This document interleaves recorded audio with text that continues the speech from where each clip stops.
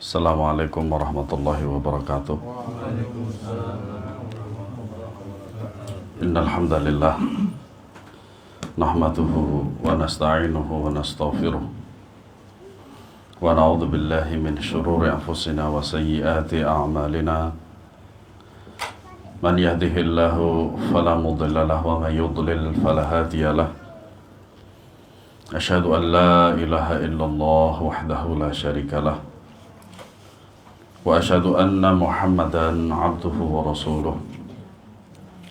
Ya ayyuhalladzina amanu taqullaha haqqa tuqatih wa la tamutunna illa wa antum muslimun. Ya ayyuhan nasu taqu rabbakum alladzi khalaqakum min nafsin wahidah wa khalaqa minha zawjaha wa batha minhuma rijalan katsiran wa nisaa'a. Wattaqullaha alladzi tasaaluna bihi wal arham innallaha kana 'alaikum raqiba. Ya ayyuhalladzina amanu taqullaha wa qulu qawlan sadida yuslih lakum a'malakum wa yaghfir lakum dhunubakum wa may yuti'illaha wa rasulahu faqad faza fawzan 'azima. Amma ba'du fa inna asdaqal hadithi kitabullah wa khairul hadi hadi Muhammadin sallallahu alaihi wasallam wa syarrul umuri muhdatsatuha wa kullu muhdatsatin bid'ah wa kullu bid'atin dhalalah wa kullu dhalalatin finnar. Ma'asyiral muslimin azanallahu wa yakum. Kita masih di bab yang kelima, dalil yang keempat dari Al-Quranul Karim, surat Al-Baqarah ayat 165 tentang tafsir la ilaha illallah, halaman 81. Wa qawlihi ta'ala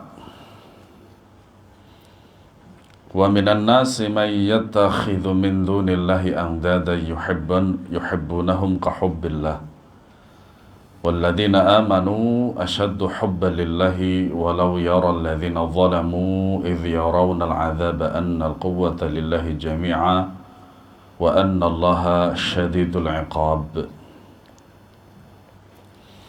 Allah subhanahu wa ta'ala berfirman, dan di antara manusia, ini manusia, ada yang mengadakan sembahan selain Allah sebagai tandingan terhadap Allah. Anda tandingan. Yang mereka mencintai tandingan-tandingan itu sebagaimana mencintai Allah. Padahal mencintai Allah tentu saja berbeda dengan tandingan.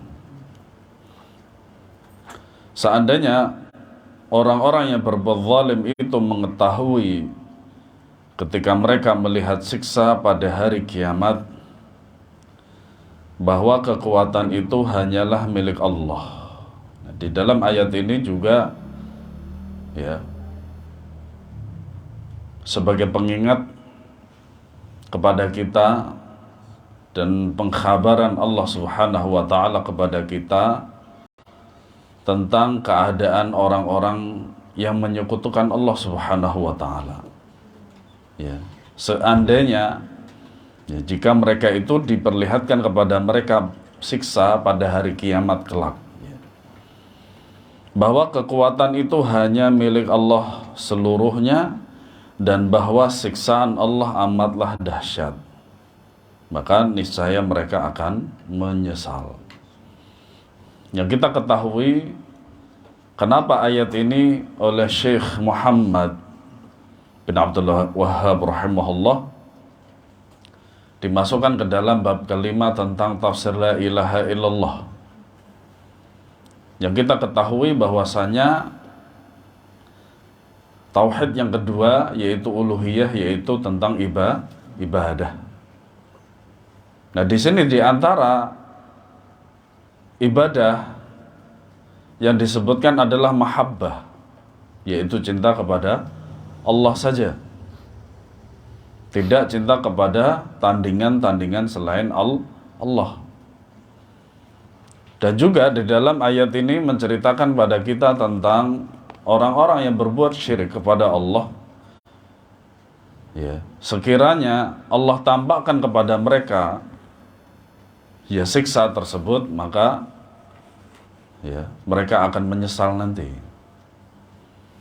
Nah, di antara rahmat Allah Subhanahu wa taala kepada manusia itu tidak diperlihatkannya sebuah siksa. Dan itu merupakan rahmat dari Allah Subhanahu wa ta'ala. Makanya ada sebuah ungkapan, jika pintu surga dibuka, maka tidak akan ada orang-orang yang kufur. Jika pintu neraka dibuka, maka tidak akan ada orang yang kufur. Ya. Dan telah berlalu daripada dalil yang menyatakan bahwasanya Mu'adz bin Jabal radhiyallahu anhu dilarang oleh Nabi SAW untuk memberitahukan kepada manusia bahwasanya mereka itu dijamin setelah mengucapkan la ilaha illallah. Tapi dilarang oleh Nabi SAW. Supaya apa? Supaya mereka tetap untuk beramal. Dan dengan beramal tersebut, syukran, yaitu mereka mengharapkan yang namanya rahmat Allah Subhanahu wa ta'ala. Makna dari sebagian kosakata di dalam ayat ini, wa minan nas, sekelompok manusia. Ya, jadi tidak berbicara tentang jin, tapi manusia. Bisa jadi ayat ini juga berlaku bagi jin, karena memang peribadatan kepada Allah Subhanahu wa ta'ala itu adalah diperuntukkan kepada siapa? Manusia dan jin. Wa ma khalaqtul jinna wal insa illa liya'budun. Sedikit pelajaran bahasa Arab bagi antum yang mengikuti pelajaran bahasa Arab. Min itu aslinya sukun. Ya, min. Nah, di situ kan di bawahnya ada min dunillah, kan begitu kan? Nah, kalau ada min, setelahnya ada isim yang beralif lam, nunnya yang awalnya sukun boleh dihidupkan. Ya, sesuai dengan ya, adapun harokatnya dia bisa fathah, bisa dhammah, bisa kasroh, mengikuti harokat awal daripada kosakata setelahnya. Kalau kosakata setelahnya di sini kan annas, kan begitu kan? Fathah. Maka nunnya pada min itu adalah fathah. Ya, boleh juga dengan sukun. Min annas juga sulit. Min annas. Sebenarnya yang sahih kan begitu kan? Min annas, cuman lifiqalil kalim atau lifiqalil kilmi. Kan kalau kita melafatkan min annas kan sulit, dalam artian kan berat. Minan nas mudah. Ya. Dan harakat akhir daripada isim yang didahului dengan min itu harus majrur atau kasrah. Min dunillah, yakni selain Allah Subhanahu wa ta'ala. Karena memang ibadah itu hanya untuk Allah. Andada, yaitu bandingan dan padanan. Saya mencari-cari apa makna padanan ini. Kalau kosakata aslinya dari Arabnya itu nadhara, amthalan wa nadhara.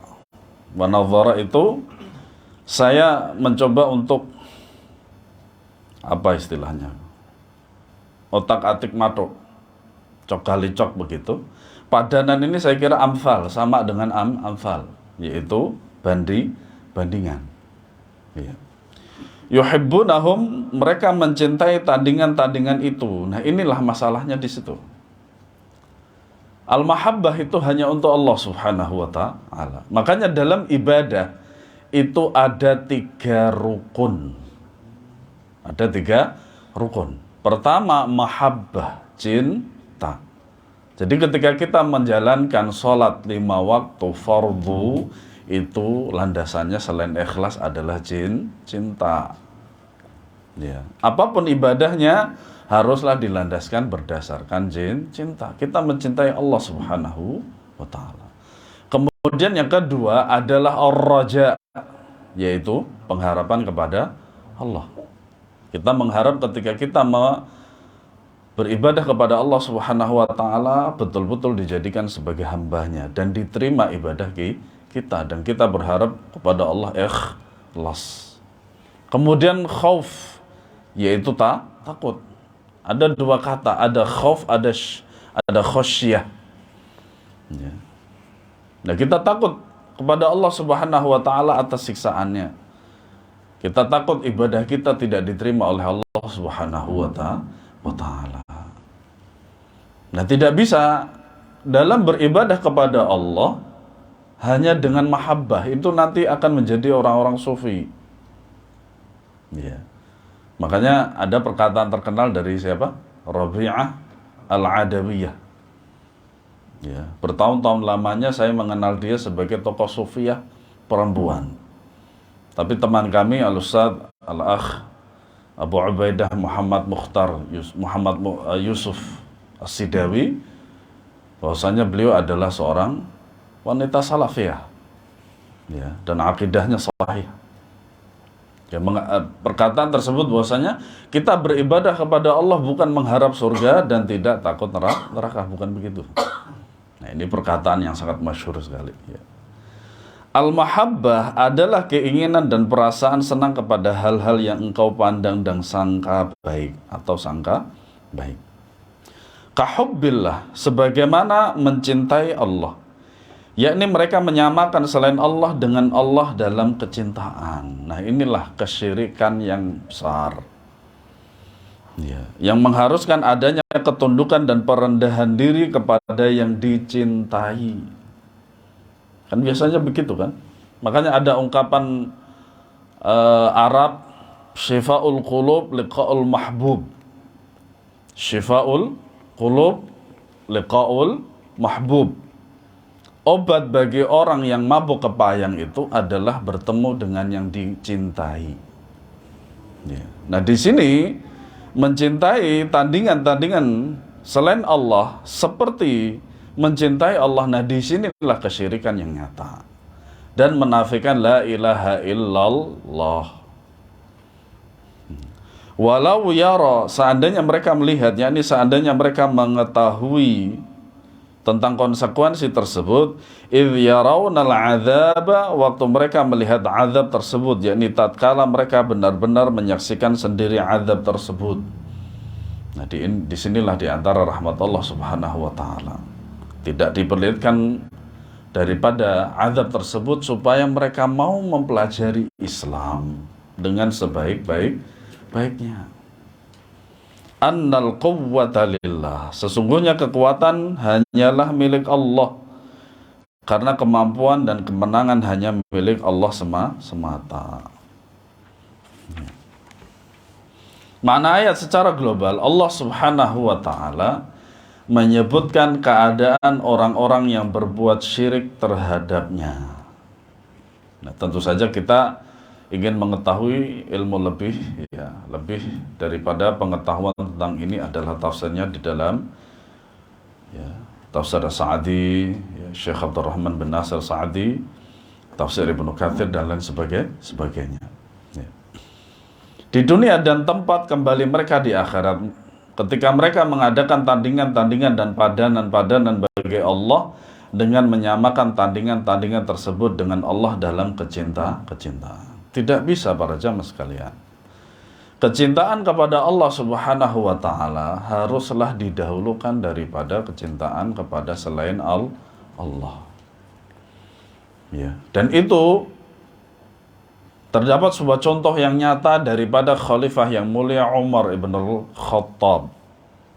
Ketika dia mengatakan bahwasanya beliau radhiyallahu anhu mencintai Allah dan Rasulnya dan keluarganya. Kemudian disangkal oleh Nabi SAW, tidak wahai Umar, tidak wahai Umar. Akhirnya apa? Umar ibn al-Khattab radhiyallahu anhu benar-benar mencintai Allah dan Rasulnya. Nah, itu sebenar-benar cinta. Nah, disinilah kenapa kesyirikan daripada mahabbah di sini menyamakan mahabbah kepada Allah kepada selain Allah juga. Ya. Kemudian Allah menyebutkan keadaan orang-orang yang beriman, yaitu muwahhidun, bahwa mereka mencintai Allah melebihi kecintaan orang-orang yang membuat tandingan kepada tandingan-tandingan tersebut. Nah, tentu saja orang-orang yang mentauhidkan Allah berbeda dengan orang-orang yang berbuat syirik. Ya. Atau melebihi kecintaan orang yang membuat tandingan kepada Allah. Tidak mungkin orang yang muwahhid, orang-orang yang beriman itu lebih mencintai tandingan-tandingan selain Allah. Tidak mungkin. Karena kecintaan orang yang beriman kepadanya adalah murni, suci. Sedangkan kecintaan orang-orang yang membuat tandingan adalah bercabang dan tercampur. Dan biasanya apa? Biasanya selalu berhubungan dengan keadaan dunia. Ya. Keadaan dunia. Atau keadaan dia di dunia. Misalkan apa? Seperti rezeki yang seret, pekerjaan yang amburadul, rumah tangga yang tidak baik-baik saja, dan seterusnya. Ya. Tapi nanti ketika mereka mendekati tandingan-tandingan itu, mencintai mereka sebagaimana mereka mencintai Allah, kemudian kehidupannya mulai lebih baik, mereka ditinggalkan. Mereka ditinggalkan. Seperti seorang yang digambarkan di dalam Al-Qur'an, bahwasanya ketika dia ketika di atas lautan dengan ombak yang begitu besar, yang jelas 100% itu nanti pasti akan diterjang oleh ombak dan dia jatuh ke laut, tidak bisa renang dan kemudian mati. Ternyata apa? Dia itu betul-betul berdoa kepada Allah. Saat itu dia betul-betul mengenal Allah. Falamman najahum, ketika Allah Subhanahu wa taala menyelamatkan mereka, idhum yusyrikun, tetapi mereka menyekutukan Allah. Nah, biasanya tandingan selain Allah itu seperti itu. Ya. Kalau ingin rezeki lancar, ke kuburan ini. Kalau ingin jodoh lancar, ke kuburan ini. Kalau ingin dapat jodoh, rumah tangga ini, ke kuburan ini. Dan itu masih sampai sekarang. Ya, sampai sekarang. Kemudian Allah mengancam orang-orang musyrikun itu bahwa seandainya mengetahui segala sesuatu yang akan dilihat dan menimpa kepada mereka, berupa perkara yang mengerikan dan azab yang dahsyat nanti pada hari kiamat karena kesyirikan yang mereka lakukan. Karena apa? Dosa syirik itu tidak sama dengan dosa yang lain. Tentu saja dosa syirik itu adalah dosa terbesar yang tidak diampuni oleh Allah Subhanahu wa ta'ala. Juga mengetahui keesaan Allah dalam kemampuan dan kemenangan terhadap tandingan-tandingan mereka. Pasti mereka akan berhenti dari kesesatan yang mereka lakukan. Karena tidak mungkin tandingan-tandingan itu mereka buat sendiri, mereka yakini sendiri untuk memberikan keselamatan bagi mereka. Akan tetapi hal itu tidak tergambar dalam diri mereka, juga mereka tidak mengimani hal itu.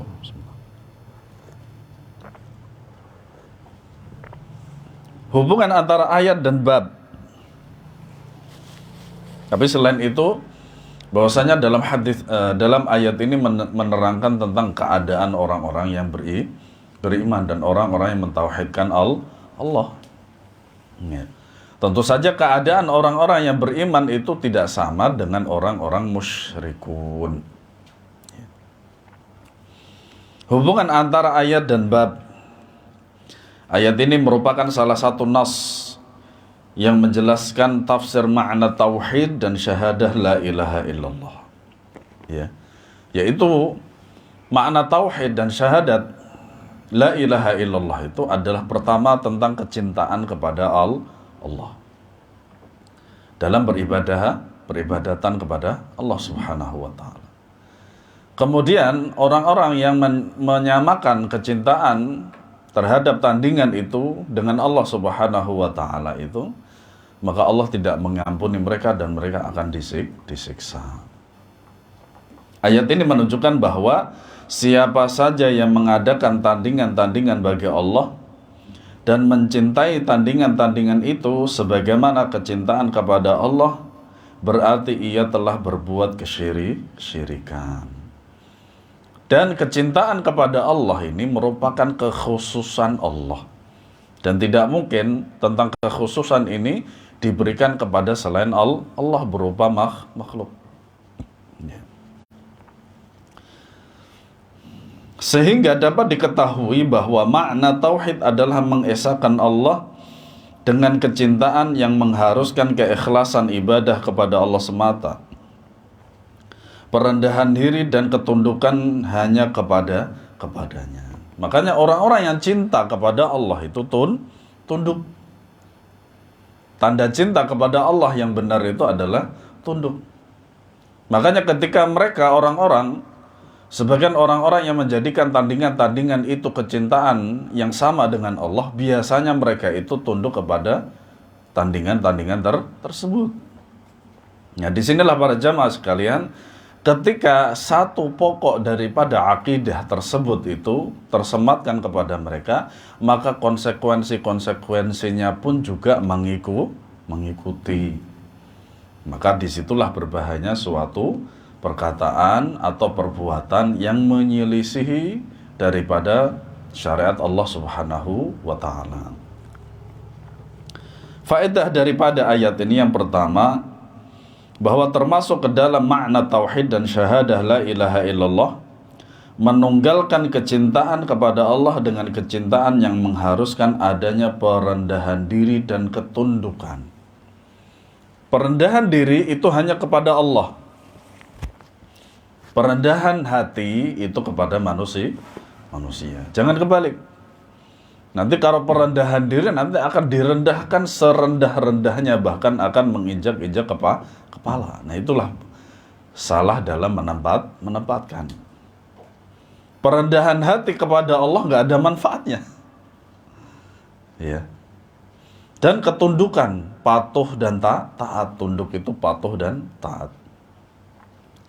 Yang kedua, bahwa orang-orang musyrikin mencintai Allah dengan kecintaan yang besar.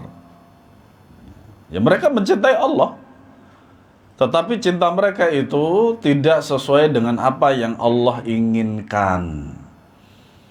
Tetapi kecintaan tersebut belum dapat memasukkan mereka ke dalam Islam karena mereka menyekutukan Allah dengan selainnya dalam hal itu.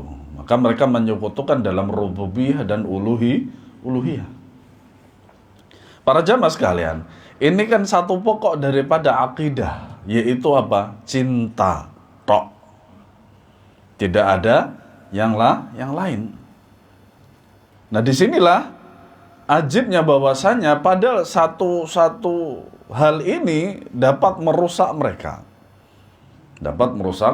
Dalam artian apa? Dapat memberikan mereka azab yang pedih. Karena disinilah walaupun hal ini satu saja, maka haruslah betul-betul ditujukan kepada Allah, tidak ada yang lain. Yang ketiga, bahwa kesyirikan adalah kezaliman. Inna syirka la zulmun azim. Sesungguhnya kesyirikan itu adalah kezaliman yang besar. Yang keempat, ancaman terhadap orang-orang musyrikin pada hari kiamat berupa siksaan. Semoga Allah menjauhkan kita dari kesyirikan.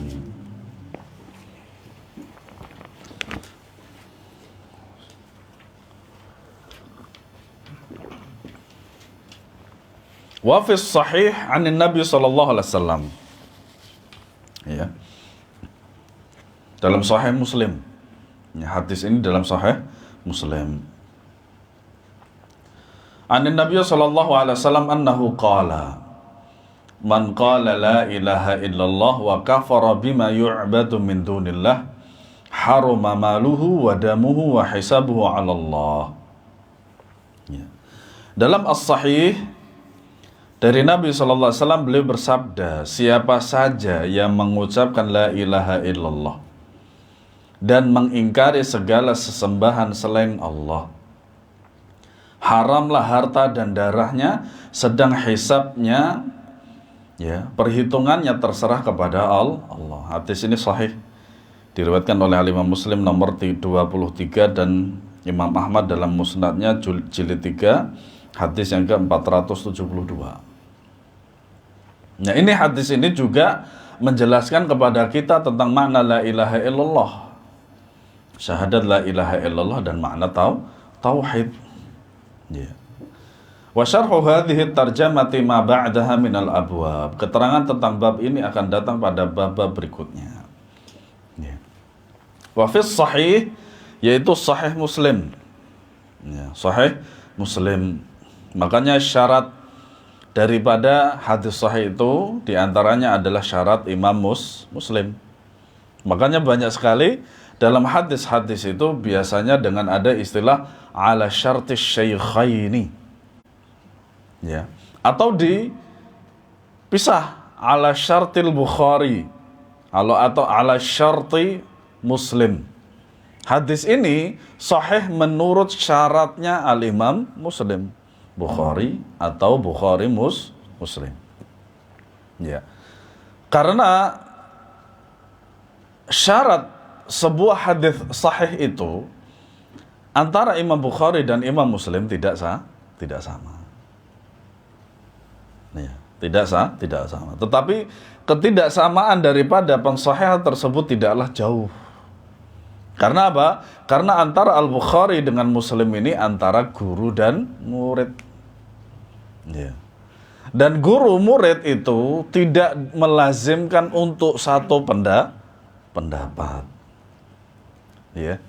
Nah, di majelis ilmu harus seperti itu. Kita bebas berpendapat, tetapi pendapat tersebut haruslah di atas ilmu. Ya. Jauhkan dari kata-kata menurut saya.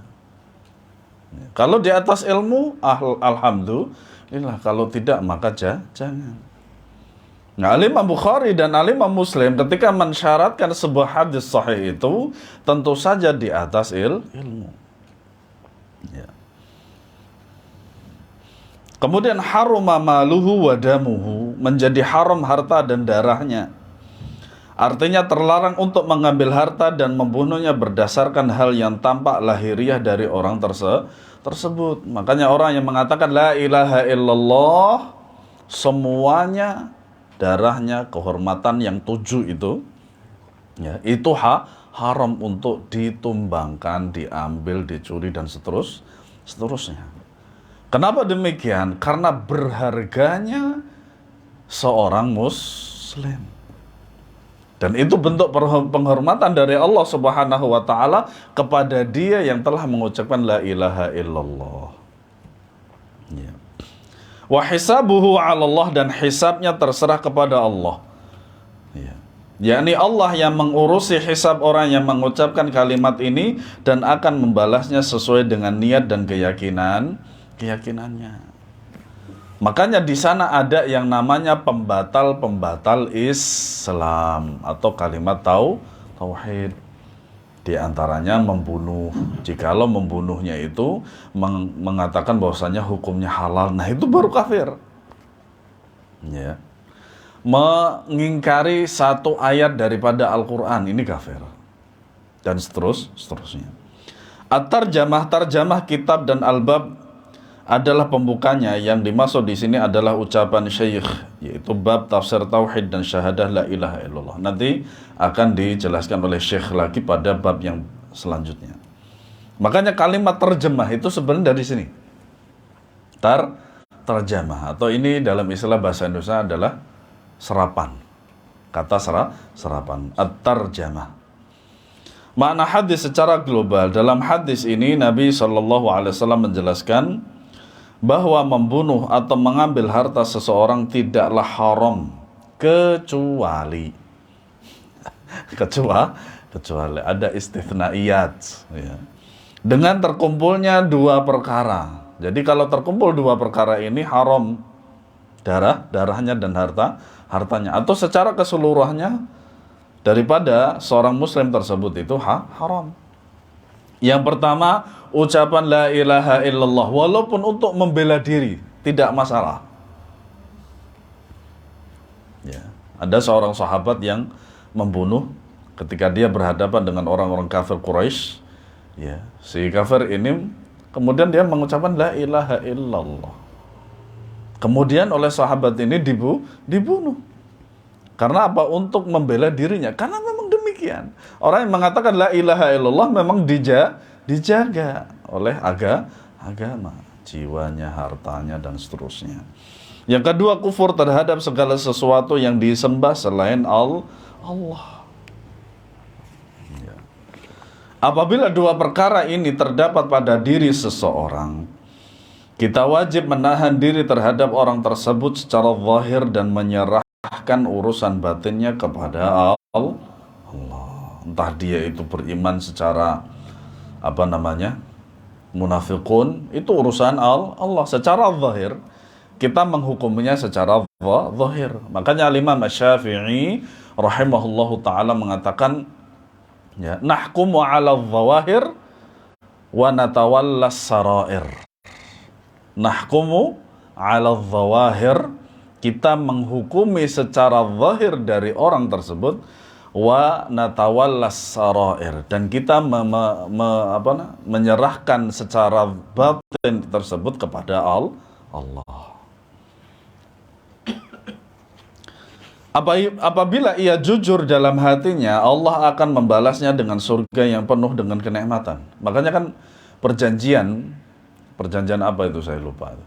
Perjanjian bahwasanya apabila ada seorang kafir yang menuju Madinah, Hudaybiyah, nah, sahih, jazakallah khair, maka dia harus kembalikan. Kalau ada kaum muslimin yang ke Mekah, maka dia harus balik. Tidak dikembalikan. Naam, sahih. Nah, di sini ada catatan terpenting, catatan besar, bahwasanya orang yang betul-betul beriman kepada Allah Subhanahu wa taala, maka mereka tidak akan pernah kembali kepada kekufuran. Iya. Oleh karena itu di dunia seseorang dihukumi berdasarkan zahirnya, yaitu hal yang tampak. Iya. Dan ini biasanya para jamaah sekalian itu adalah sebagai saksi. Kalau saksi sudah mengatakan demikian, maka secara batin maka kita berserah diri kepada Allah. Makanya qauluz zur, perkataan bohong, ya, kemudian persaksian bohong, syahadatuz zur, itu dosa besar. Ya. Hadis ini merupakan dalil terbesar yang menjelaskan makna la ilaha illallah, yaitu mengingkari semua yang disembah selain Allah.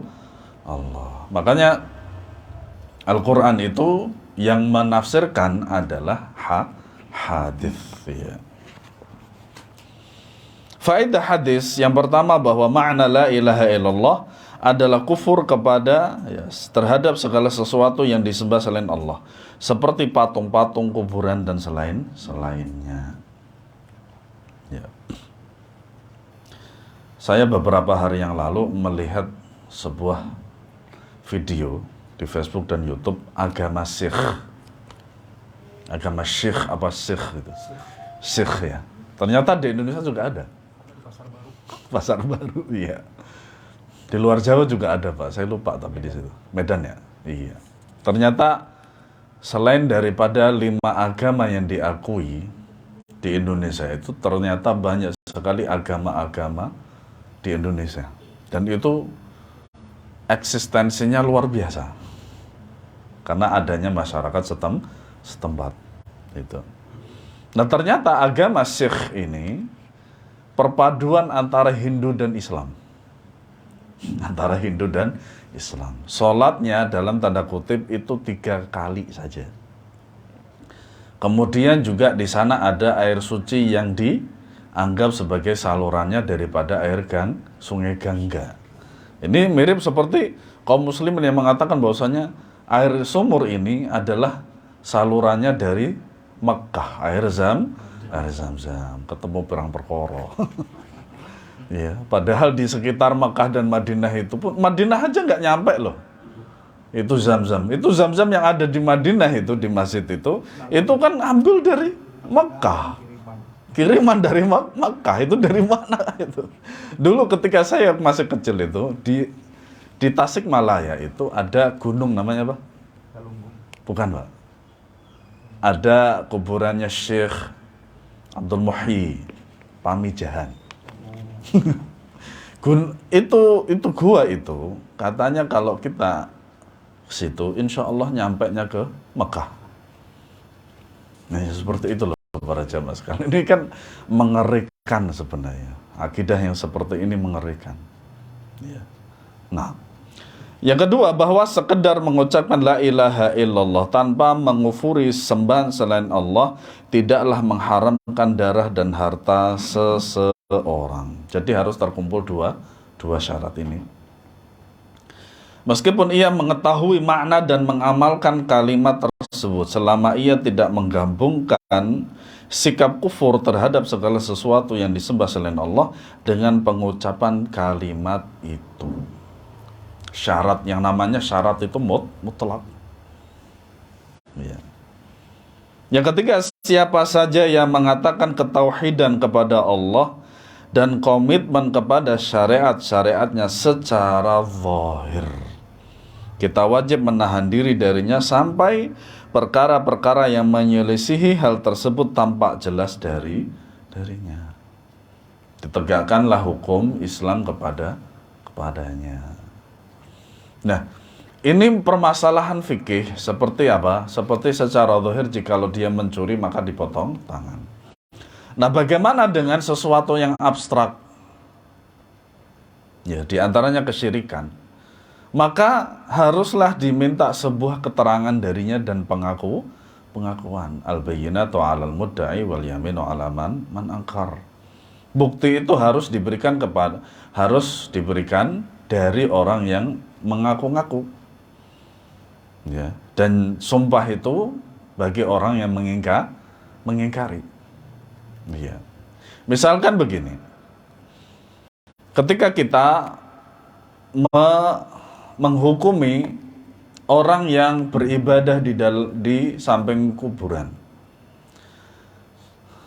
kita tidak boleh langsung mengatakan dia musyrik, dia kafir dan seterusnya. Tetapi kita harus mendakwahi dia. Makanya Syekh Albani rahimahullah pernah bertanya kepada seorang Syekh Sufi besar di India, menurutmu orang yang beribadah di samping kuburan itu apakah kafir? Syekh Sufi tersebut mengatakan iya. Sementara Syekh Al-Albani mengatakan tidak. Kenapa demikian? Karena adanya penghalang. Yaitu apa? Jahil, bodoh terhadap agama. Nah, yang seperti inilah para jamaah sekalian, ini perlu adanya sebuah dakwah kepada dia untuk mengetahui secara zahir dari apa yang terdapat di dalam batin. Nah, kita adzan dulu, monggo. Bismillah.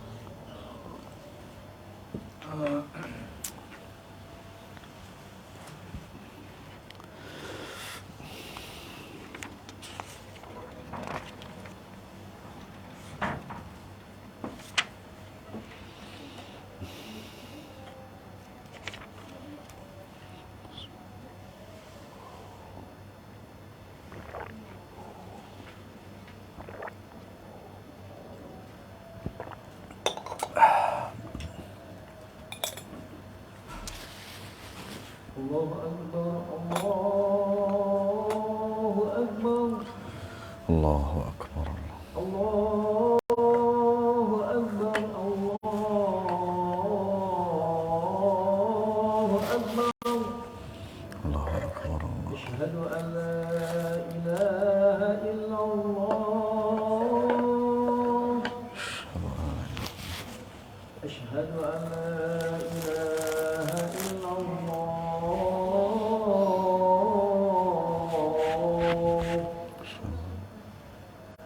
أشهد أن محمدا رسول الله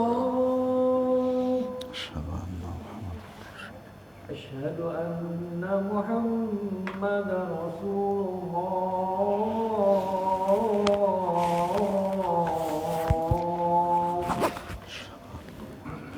حي على الصلاة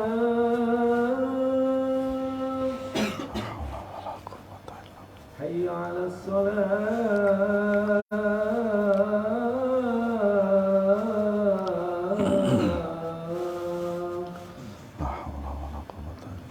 حي على الفلاح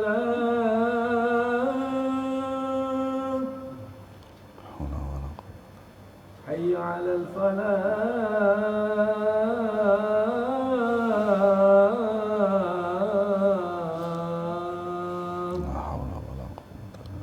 الله أكبر الله أكبر الله لا إله إلا الله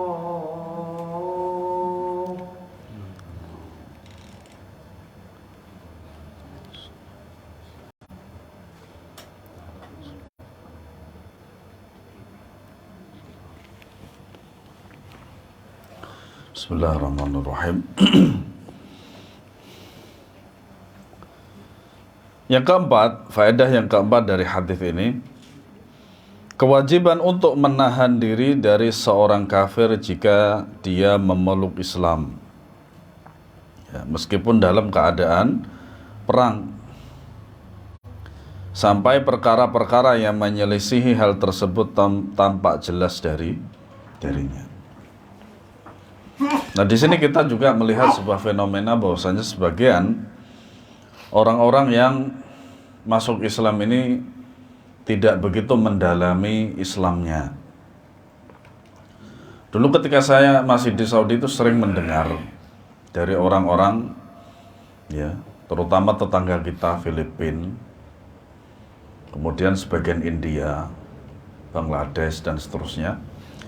Mereka itu kan kalau mengucapkan kalimat syahadah di sebuah kantor, ya, kantor jaliyat, namanya kantor jaliyat. Itu kan mereka kadang dapat duit dari pemerintah. Nggak tanggung-tanggung, kadang juga ngasihnya 10 juta. Ya. Tetapi ketika mereka pulang ke negaranya kembali lagi. Ya. Kenapa demikian? Karena takut dengan keluarga. Takut dengan masyarakat setempat. Seperti itu. Makanya kadang orang, majikannya terutama, itu senang kalau sekiranya sebagian karyawannya itu yang kafir itu semuanya masuk Islam. Tapi apa? Tidak dirawat keislamannya. Artinya apa? Ya sudah, dapat sertifikat bahwasanya dia itu masuk Islam, sudah selesai. Tapi ya sudah, menzalimi karyawannya juga tetap aja begitu. Gitu. Maka seharusnya apa? Sang majikan juga harus melindunginya. Misalkan jikalau ada yang masuk Islam sekitar 5 orang misalkan, itu ada kan pengajian, ya, dan seterusnya. Yang kelima, seseorang kadang mengucapkan la ilaha illallah, tetapi tidak mengufuri segala sesuatu yang disembah selain Allah. Ya. Nah, di sinilah kedua syarat tersebut tidak terpenuhi dengan baik. Ya. Yang keenam, bahwa hukum di dunia berdasarkan hal yang nampak, yaitu secara zahir. Sedangkan hukum di akhirat berdasarkan niat dan maksud. Makanya hukum fikih itu adalah hukum berkenaan dengan zahir. Kecuali satu, yaitu niat. Itu tok. Akan tetapi Al-Imam Syafi'i rahimahullahu ta'ala mengatakan hadis niat ini masuk ke dalam 80 bab dari fikih. Ya. Makanya fikih itu semuanya adalah yang dihukumi adalah secara nampak, secara zahir. Yang ketujuh, keharaman harta dan darah seorang muslim kecuali dengan haknya. Nah, sudah kita bahas dalam Jamil Ulum wal Hikam, ya, illa bihaqqil Islam. Kecuali dengan haknya Islam. Betul, di satu sisi lain dia terjaga ketika dia melafadzkan, mengucapkan la ilaha illallah. Ya. Bukan berarti ketika dia tidak membayar zakat, tidak sholat, mencuri dan lain-lain, terus kemudian nggak diapa-apain, ya enggak. Ya. Justru itulah konsekuensi daripada kalimat la ilaha illallah untuk menjaga dia. Misalkan ketika dia membunuh, ya harus dibunuh.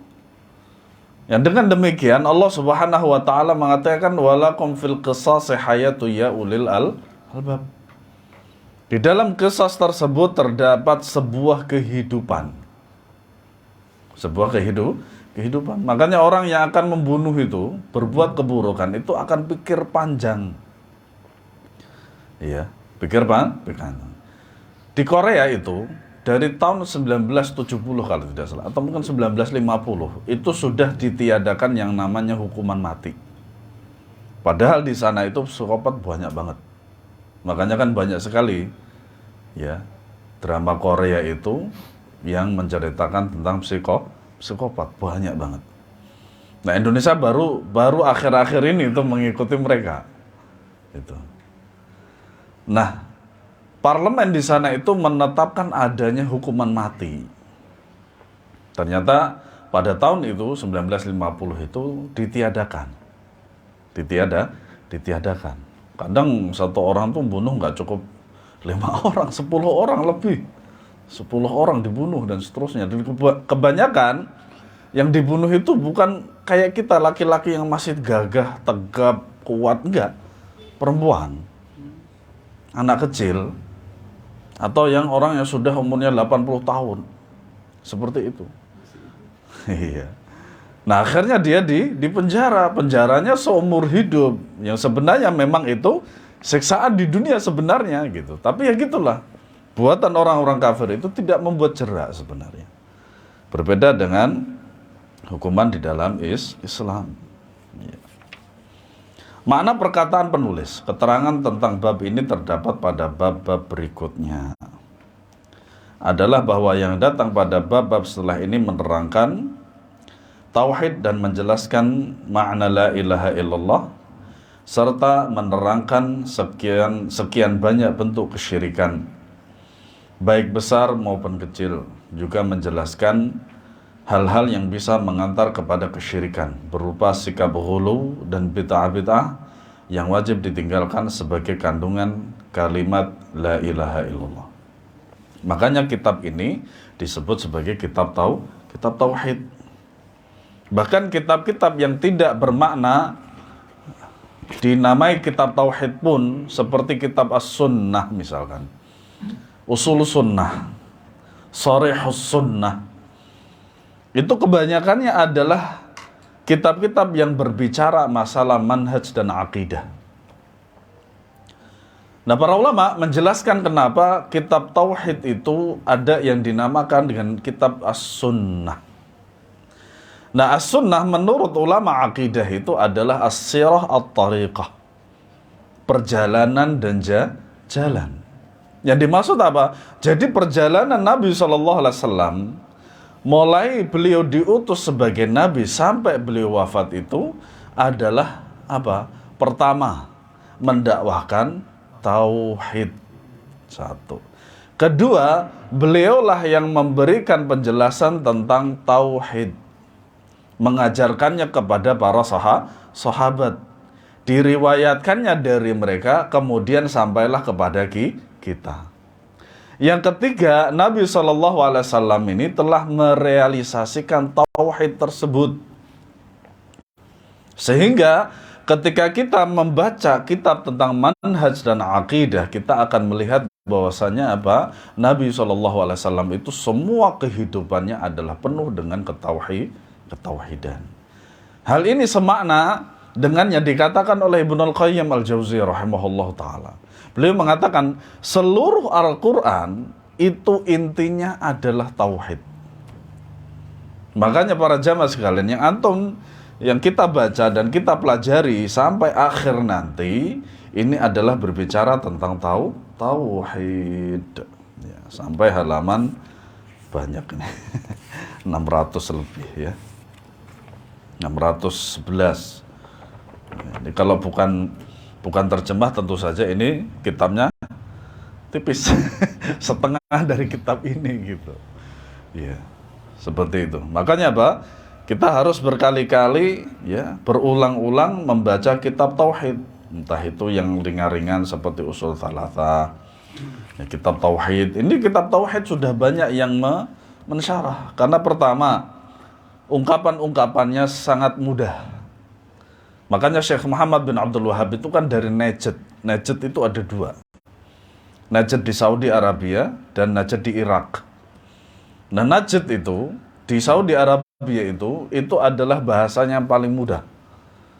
Bahasanya paling mudah. Ungkapan-ungkapan ibarah-ibarahnya juga paling mudah. Berbeda dengan para masyayikh, para ulama yang dari Hijaz. Dari Syam. Itu sangat sulit. Sastranya tinggi sekali. Itu. Nah, semoga Allah Subhanahu wa taala menjadikan kita orang-orang yang istiqamah di atas tauhid dan dimatikan oleh Allah Subhanahu wa taala di atas ketauhidan. Amin ya rabbal alamin. Wallahu a'lam bishawab. Semoga bermanfaat. Ada pertanyaan mungkin sebelum kita akhiri? Masih 6 menit lagi.